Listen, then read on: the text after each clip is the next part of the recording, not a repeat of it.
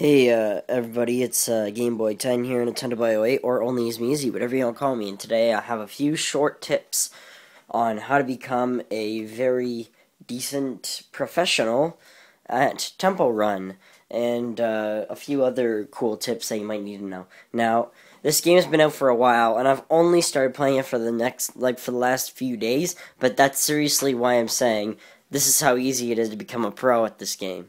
Now, if you have already gotten the game on an iPod Touch or anything like that, you might want to reset what you've done, unless you actually have everything, then I'd keep it. But if you're currently in a state where you haven't bought everything yet and you feel a little run down on, some stuff, then delete your app completely and restart over, because I have an extremely useful tip that may help you on your way there. And before you delete it, you might want to think about what I'm saying first, just in case you don't want to delete it still. I'm just making a suggestion, and it's your choice still. But I'm just recommending. You might want to delete it and then try this method out, because it works a little bit simpler. But first, let me begin by saying, get an iPad. The iPad is definitely one of the best ever ways to play this game. Now, a lot of people don't have iPad, but if you don't, I go for the iPod Touch, because iPhone, it seems like it gets a little difficult to play because I think it's something about the display seems to be very dark, and then the thought of your battery going down and a lot of other distractions, including notifications and whatnot, seem to get in the way. So try and avoid using the iPhone. The best two would be the iPod Touch, and number one, definitely iPad, because you do get a much better display, and especially with the new iPad 3 Retina display, it really helps you out with those little situations where you can't really see what you're doing.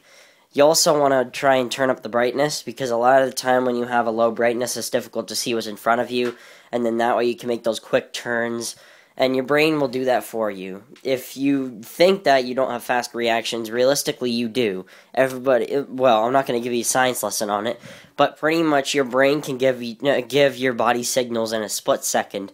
So we all have fast reactions, we just aren't used to them.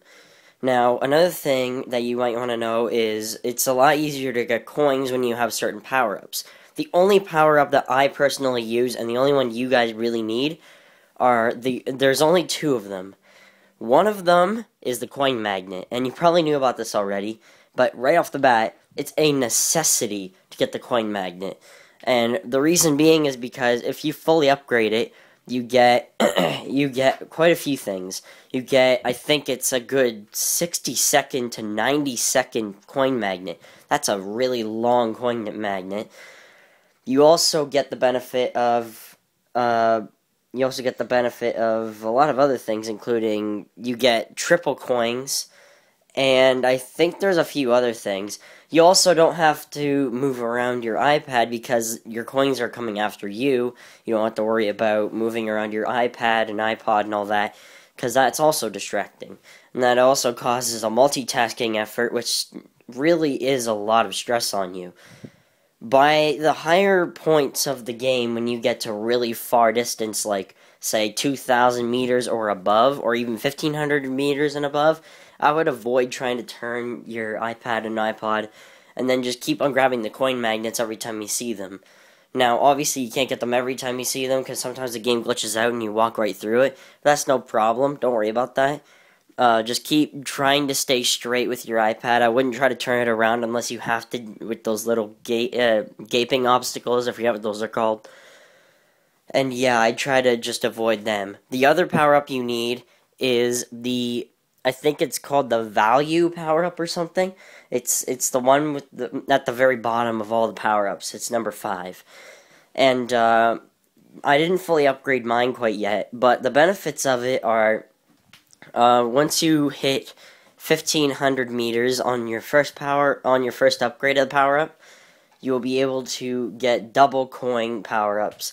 So they're pretty much like, when you see the yellow coins, some of them will be red instead.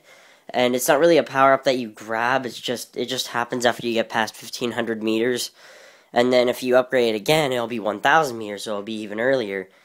Then, after that upgrade, you will also be able to get triple value coins for 3,000 meters, then 2,500 meters, and that's as far as I've gotten. I haven't seen what the last two are, or what the last one is, so, it's pretty beneficial.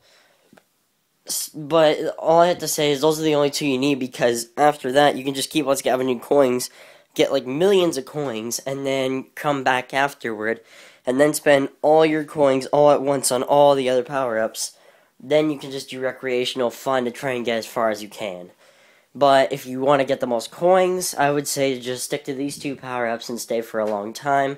Get all the little missions for the coins, then get your multiplier up, then go and do all your stuff. Do all your stuff with longest distance and best score, and then there you go. Then you're on the leaderboards for everything, and then that's the beneficial way of getting your way through the game, no problem, and getting high on the leaderboards past your friends in the I forget what that's called, the game center. So that's all I wanted to talk about, guys. Thanks for watching, and I'll see you guys later.